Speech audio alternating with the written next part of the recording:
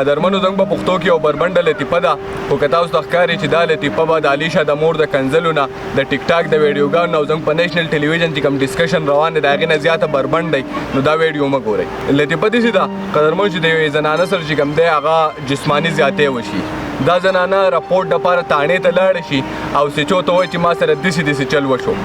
سچو ورته وایي ښه تا سره داسې چل وشو سچو چې کوم د هغه یو ستن راواخلي یو تار راواخلي ستن چې کوم ده په خپل لاس کې ونیسي او زنانه چې کوم دی هغه تار ورکړي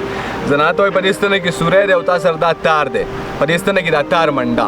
چې کله دا زنانه په دې ستنه کې تار منډي دا سچو چې کوم دی هغه ستن اخوا دېخوا کوي اخوا دېخوا کوي د دې نه تاسو نور به خبره پوه شوئ چې مقصد څه دی د دې لطیفې پریکټیکل اگزامپل چې کوم دی هغه د سی سی پی او لاهور دغه بیان دی کوم چې د موټروی په کیس کې ستاسو مخې ته راغلی دی په هغې باندې زیات ډسکشن نه کول غواړم خو پرون راسې چې کوم دی دې خبرې زه ډېر زیات ډسټرب کړم څنګه چې زیات خلک ډسټرب کړي دي ما په دې باندې وکتل چې په آیا زموږ په ملک کې د دې ریشو څه د دې ریپ کیسونو یا د ګینګ ریپ کیسونو نو کله چې 2000 شروع کېدو په اولني 20 ورځو کې زموږ په دارالخلافه اسلام آباد کې 21 د کډنیپینګ کیسونه راغلي وو د ماشومانو چې په هغې کې د 14 سره جسماني زیاتې شوی دی دا کیسونه چې کوم دی آن د ریکارډ موږ سره راغلي دي په اولني 20 ورځو کې د هغې نه علاوه کوم سټیټسټیک چې دي هغه تاسو وګورئ نو زیات یېروونکي دي یو رپورټ چې کوم دی د نیشن نیوز مطابق دا هم دی چې په پاکستان کې د انډیا نه زیات د ماشومانو سره چې کوم دی ریپ کیسونه کېږي د هیومن رایټ واچ مطابق زموږ په ملک په هر 2 غنټو کې چې کوم دی یو ګینګ ریپ کېږي او په هر 1 غنټه کې چې کوم دی یو ریپ کېږي ترمنو که تاسو دې هر څه ته وګورئ نو تاسو ته به اندازه وشي چې زموږ په ملک کې زموږ قانوني ادارې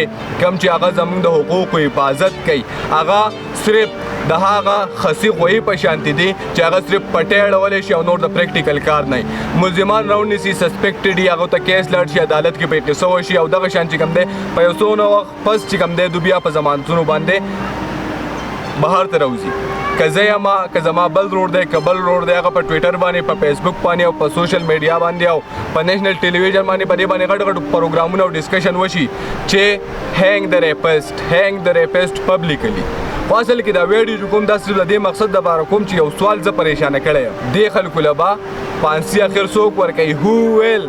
هینګ د ریپسټ پبلیکلی د ریاست مدینه